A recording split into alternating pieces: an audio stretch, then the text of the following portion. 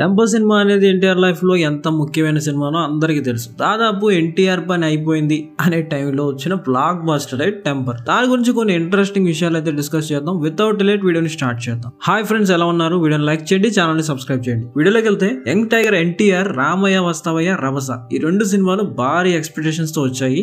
Finally release అయిన తర్వాత చాలా దారుణంగా ఫెయిల్ అయ్యాయి. ఇది ఎన్టీఆర్ లైఫ్లో లో పాయింట్ అని చెప్పాలి. సరిగ్గా ఇదే టైంలో చాలా మంది ఎన్టీఆర్ని చాలా రకాలుగా ఇష్టం వచ్చినట్టు మాట్లాడారు. ఎన్టీఆర్కి స్టోరీ సెలెక్షన్ రాదు, ఒకేలాంటి స్టోరీని సెలెక్ట్ చేసుకుని మమ్మల్ని డిసప్పాయింట్ చేస్తున్నాడు అని చెప్పి ఫ్యాన్స్ చాలా బాగా ఫీల్ అయ్యారు. అప్పుడే పూరి జగన్నాథ్ ఎన్టీఆర్తో ఒక సినిమాని అనౌన్స్ చేశాడు. అయితే షాకింగ్ న్యూస్ ఏంటంటే ఆ విషయాన్ని ఎవరు పెద్దగా పట్టించుకోలేదు అని వదిలేశారు. ఎందుకంటే ఆల్రెడీ పూరి జగన్నాథ్ కూడా దారుణమైన ఫ్లాపుల్లో ఉన్నాడు కాబట్టి. సో ఫైనల్లీ 2015 ఫిబ్రవరి 13న రిలీజ్ అయిన ఈ సినిమా ఎన్టీఆర్ అండ్ పూరి జగన్నాథ్ స్ట్రెంగ్త్ని, స్టామినాని ప్రూవ్ చేసి బ్లాక్ బస్టర్ అయింది. పచ్చిగా చెప్పాలంటే అప్పట్లో ఈ సినిమా ఒక ఊపు ఊపింది. అలాంటి టెంపర్ గురించి కొన్ని ఇంట్రెస్టింగ్ విషయాలు అయితే డిస్కస్ చేద్దాం. Without delay let's start the video. Number 1, NTR and Puri Jagannath కాంబినేషన్లో ఆల్రెడీ ఆంధ్ర వాలే అనే సినిమా వచ్చింది. కానీ ఇది అనుకున్నంత ఆడలేదు, దారుణంగా ఫెయిల్ అయింది.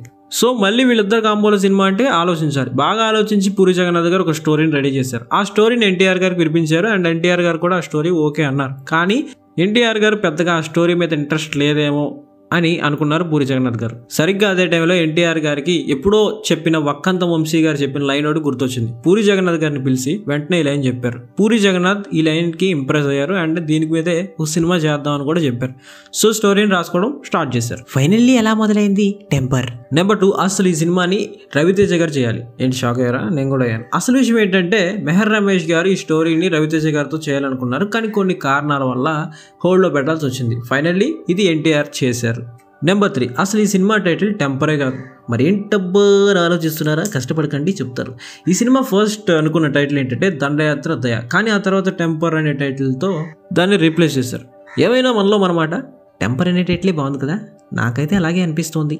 నెంబర్ 4, అన్నదమ్ముల సినిమాలు 2 ఒకేసారి వచ్చాయి, 2 హిట్ అయ్యాయి. టెంపర్ సినిమా రిలీజ్ అయిన తర్వాత సరిగ్గా 2 వారాలకి కళ్యాణ్ రామ్ గారి పటాస్ మూవీ రిలీజ్ అయింది. స్టోరీస్ 2 సిమిలర్గానే ఉంటాయి, కానీ టెంపర్ క్లైమాక్స్ టెంపర్కి బాగా ప్లస్ అయింది. నెంబర్ 5, టెంపర్కి ముందుగా డిఎస్పీని అనుకున్నారు, కానీ కొన్ని కారణాల వల్ల డిఎస్పీ గారు చేయలేకపోయారు. అనూప్ రూపెన్స్ని ఫైనల్గా తీసుకున్నారు. నెంబర్ 6, టెంపర్ షూటింగ్ టైంలో ఎన్టీఆర్ గారికి బండ్ల గణేష్ గారికి మధ్య చిన్న చిన్న గొడవలు జరిగాయి, కానీ ఆ గ్యాప్ ఇప్పటికీ అలాగే ఉంది. నెంబర్ 7, టెంపర్ సినిమాని తెలుగుతో పాటు తమిళ్లో కూడా రిలీజ్ చేయాలనుకున్నారు, కానీ అస్సలు కుదరలేదు. సో ఫైనల్లీ తెలుగులో మాత్రమే రిలీజ్ అయింది. నెంబర్ 8, ఫిబ్రవరి లాంటి అన్ సీజన్లో రిలీజ్ అయినా సరే దాదాపు 43 కోట్ల వరకు కలెక్ట్ చేసింది. అదే వేరే టైంలో రిలీజ్ అయ్యి ఉంటే కనుక ఇంకా ఎక్కువ కలెక్ట్ చేసేదని నా స్ట్రాంగ్ ఫీలింగ్, దీంట్లో ఎలాంటి డౌట్ లేదు.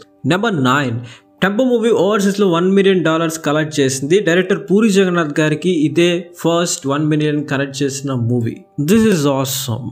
నెంబర్ 10, టీవీలలో కూడా టెంపర్ బ్లాక్ బస్టర్ అయింది. మొదటిసారి తెలుగు సినిమా రిలీజ్ అయినప్పుడు 22 TRP రేటింగ్ వచ్చింది. దీనికి ముందు ఏ తెలుగు సినిమాకి ఇంత రేటింగ్ అయితే రాలేదు అండ్ దిస్ ఈస్ గ్రేట్.